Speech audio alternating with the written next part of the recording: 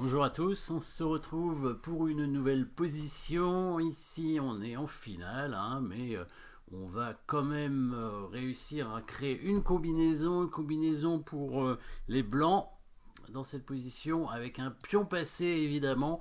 On va arriver à amener ce pion passé à dame. Pour l'instant, si on l'avance, évidemment, il y a le roi adverse qui va venir le prendre, le bloquer en tout cas et on n'ira pas beaucoup plus loin, très certainement. On remarque un clouage sur le fou en B4, puisque la tour n'est pas protégée, mais attention à l'attaque à la découverte, hein, l'échec du fou noir.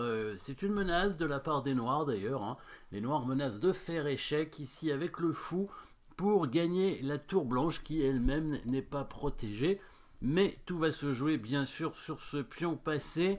On va réussir à l'avancer. Pour l'instant, il n'y a que le roi qui pourrait venir le chercher, puisque le fou contrôle la case de la tour. Donc on va jouer sur la déviation de la tour du roi noir, pardon, la déviation du roi noir en essayant de dévier le roi. Comment on va faire? Coup forcé, bien évidemment, comme d'habitude. Hein.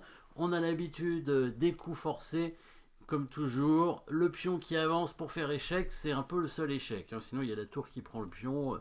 Ce serait possible, mais bon, ça semble un peu curieux. Le pion qui avance, par contre, c'est une déviation, parce que si les noirs prennent avec le roi, le pion blanc irait à dame, évidemment. Donc le roi noir est obligé, après la prise, on peut échanger hein, après l'échange des pions. Le roi noir peut bouger évidemment en direction du pion blanc passé, mais pas en prenant, hein, parce que s'il prend le pion, évidemment, il y a tout de suite le pion qui avance, qui fait dame, en plus sur échec. La tour noire ne peut pas revenir. Bon, les noirs peuvent gagner la tour, mais les blancs font dame, donc évidemment, la position serait gagnante assez facilement.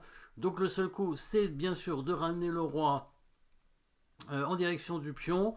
On va pas le mettre en E7, vous avez bien vu pourquoi, grâce ou à cause de l'attaque double, évidemment, ici. On a aussi parlé du clouage, hein, donc évidemment, le fou pourrait faire échec directement. Hein, et si le fou prend, on fait tour prend tour, on gagnerait du matériel, mais c'est un peu mieux de faire ça, tour prend fou, puisque ici on va gagner le fou. C'est mieux que gagner la tour contre le fou, évidemment. Hein. Et voilà, s'il prend la tour, évidemment, maintenant on fait échec et on regagne la tour et on va gagner la finale. Hein. Même si les noirs arrivent à prendre ce pion, c'est pas grave. Il nous reste un pion ici pour gagner et ce sera suffisant. Donc le roi va venir en D6, bien entendu. Et là, voilà, petite pointe maintenant. Donc ici, la combinaison commence vraiment avec l'élimination de la défense, mais surtout l'attraction, l'attaque double et ensuite le pion passé qui nous permettra de gagner la finale. Donc ici, à nouveau, on a l'échec avec le fou hein, qui pourrait permettre de gagner du matériel. Puisque, est-ce que ça gagne du matériel? Si le roi prend, la tour prend le fou, oui, ça gagne du matériel. Donc on pourrait faire échec dans l'idée, s'il prend le pion ici, on prend son fou avec la tour et on conserve le fou en plus. Parce que là, il n'a pas d'échec. Après, il peut très bien attaquer le dernier pion hein, en faisant tour F1. Et là, bah, s'il prend le pion, ce serait nul quand même, hein, puisque la finale tour fou contre tour est nulle. Mais on peut l'empêcher avec le coup de fou ici. Donc c'est pas terminé.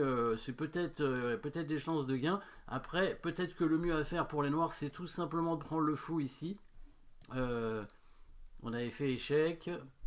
Oui, on fait pas roi prend pion, hein, on fait tout de suite fou prend fou. Ici, voilà, c'est le mieux pour les noirs.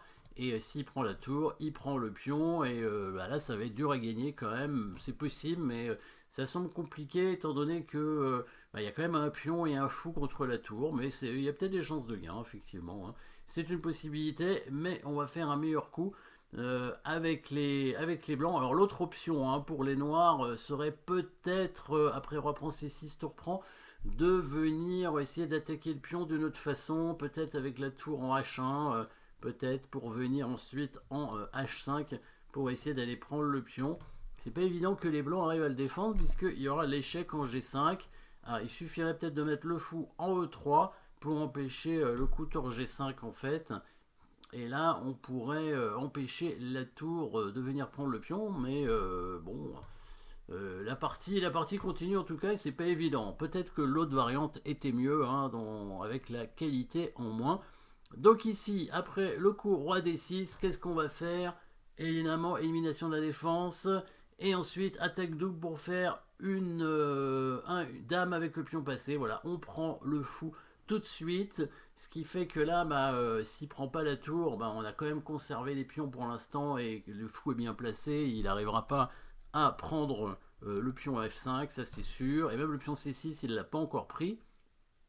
Donc il prend la tour, et là, échec, évidemment, attaque double. S'il prend le pion, prend sa tour, et on va gagner parce qu'il nous reste un pion, et celui-là, on ne le perdra pas. Et ces pions à lui, on va les gagner, puisqu'on a un fou de plus. Et s'il prend le fou, voilà, le pion qui va à dame, et la finale va être gagnante facilement. Pourquoi? Parce que la tour noire ne peut pas arrêter le pion. Il y a quelques échecs possibles, mais ça sert à rien, hein. On peut faire 2 échecs, puisque on va monter le roi, tout simplement, voilà, pour se cacher. En plus, on va aller en direction de ce pion qui va être difficile à défendre, hein. Il peut le défendre, hein, en mettant sa tour ici. Évidemment, on va faire dame, et on va très probablement couper son roi. Ensuite, on va monter le roi ici, et on va réussir normalement à gagner cette partie, hein. Il va être en zugzwang, hein. C'est souvent ce qui va arriver dans ce genre de finale. Le zugzwang, il y aurait la possibilité éventuellement, même peut-être des fois, de mettre la dame en E6 pour prendre le pion avec le roi. Pourquoi? Parce que s'il prend la dame, le pion blanc irait à dame avant le pion noir, tout en contrôlant en plus son avancée, hein. Donc ça pourrait être une possibilité, mettre la dame en E6 et ensuite prendre le pion avec le roi, puisqu'il y aurait une interception. La tour ne pourrait pas défendre, donc on peut envisager roi G6, dame E6, voilà, et ensuite roi prend pion pour gagner et amener le deuxième pion, le pion blanc à dame. Voilà, donc petite combinaison ici avec 2 finales, avec une petite déviation du roi et un pion passé. Merci d'avoir suivi cette position et à très bientôt.